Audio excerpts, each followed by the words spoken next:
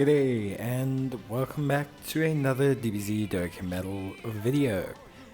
So I thought I would just do kind of an offhand video. This isn't really about any specific topic, although it's mainly to deal with this concept of skill in Dokkan. Skill issue is a term I learned super recently.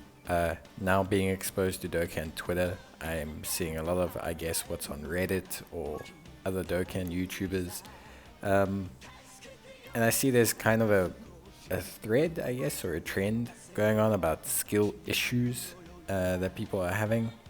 I think it means that you're not good enough to play Dokkan. Apparently you can be good at Dokkan Battle, which, you know, is new to me. I thought it was mainly just reading, but it seems like it's a skill thing. And yeah, basically a lot of it is centered around the Fighting Spirit event, which some people feel is unfair.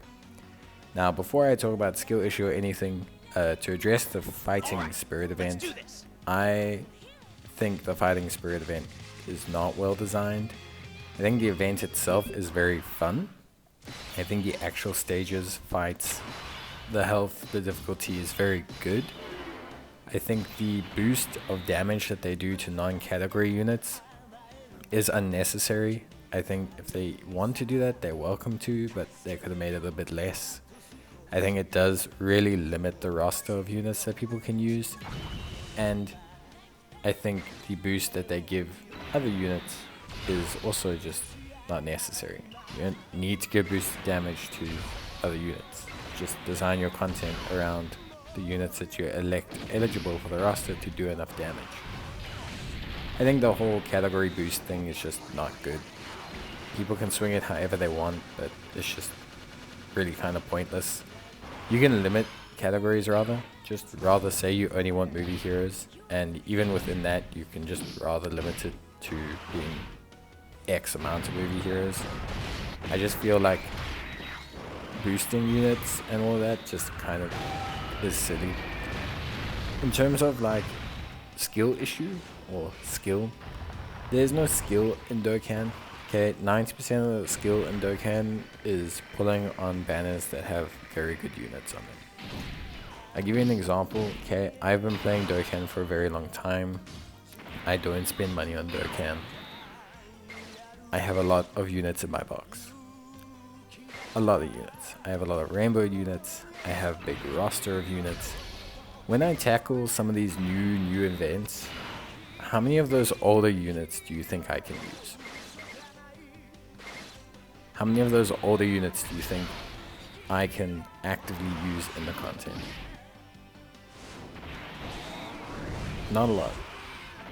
Out of the 684 characters I have, I would wager that at this point in time, 120 are usable in in-game content. And when I say usable, I am including units that get hard carried by their teams.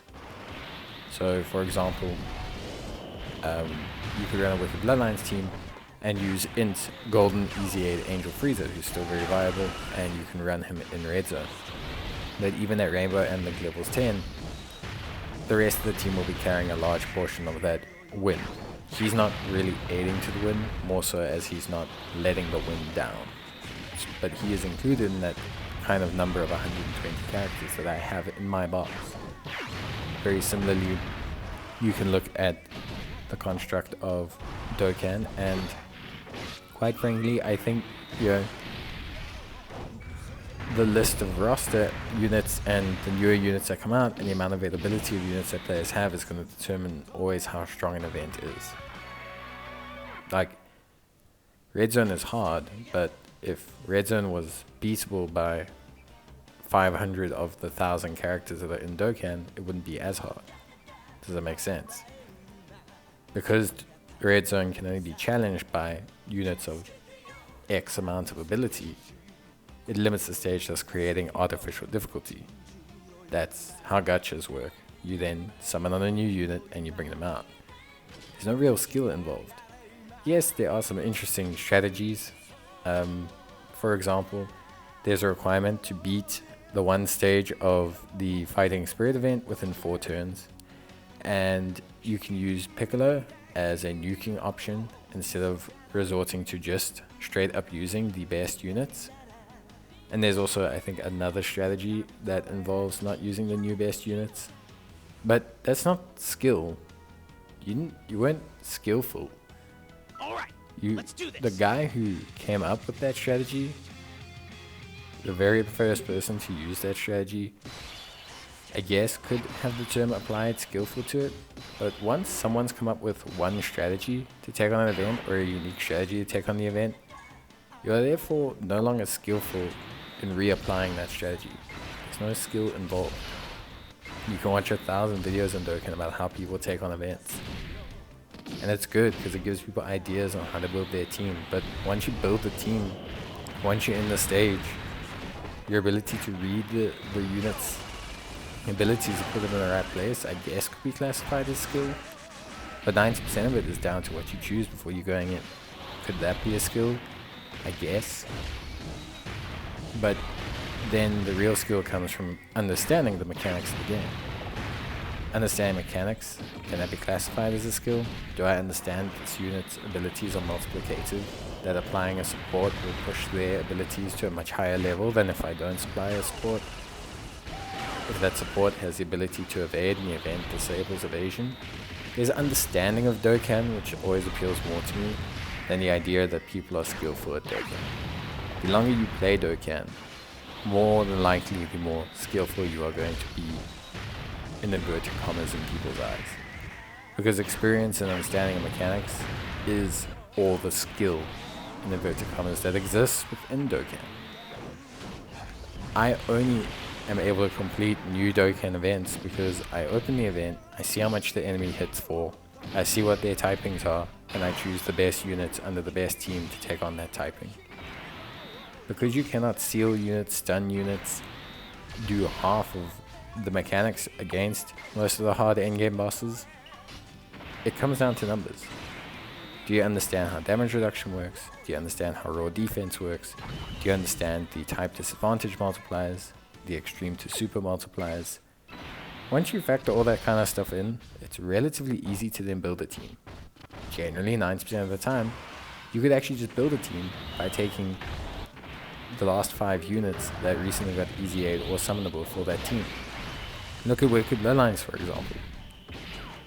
Is it skill to stick LR full power cooler, physical LR cooler, AGL metal cooler who recently got his easy air, strength cooler who recently got his easy air, tech cooler who recently got his easy air, and finally, last but not least, sticking one of the easy aid free-to-play metal coolers in a team.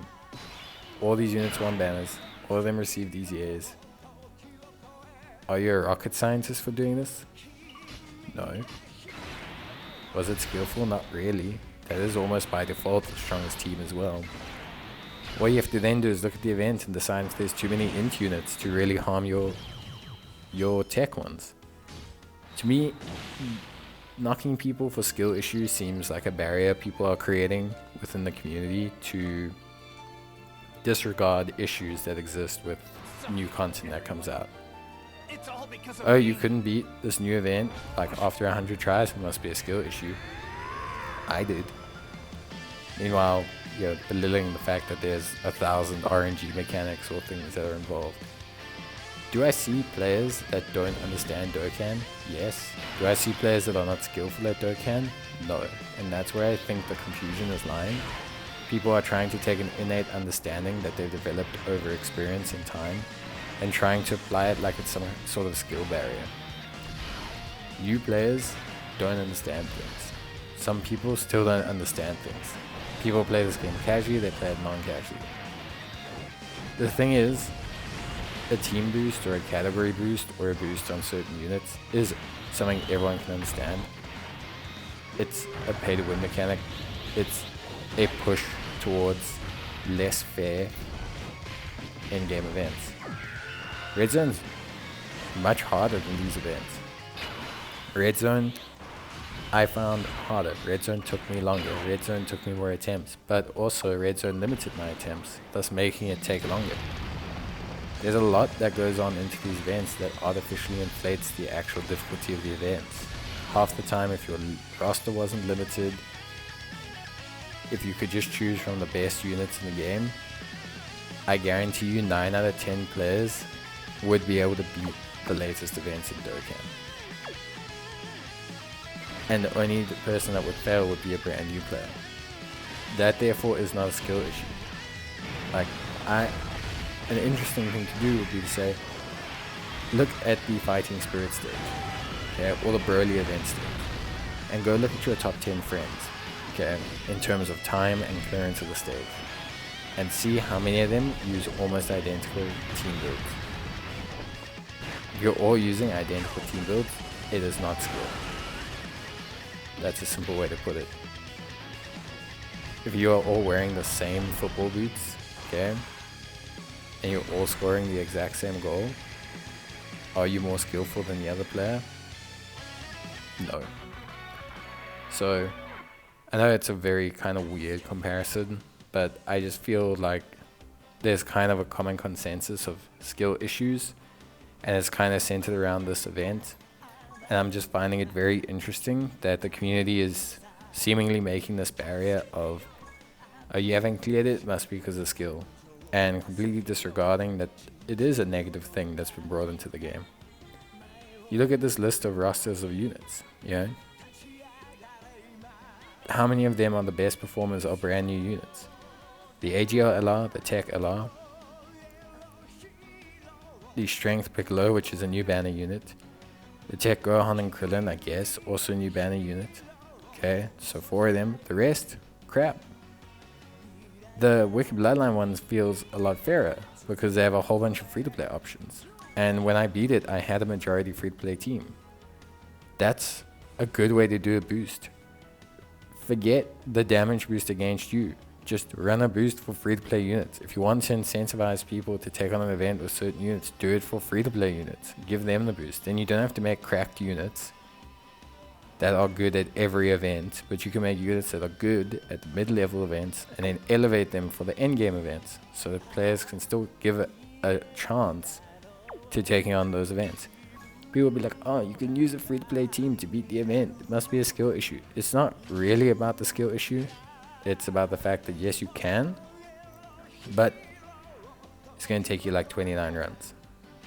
And then the player behind you that's got the units is only taking him 2 attempts.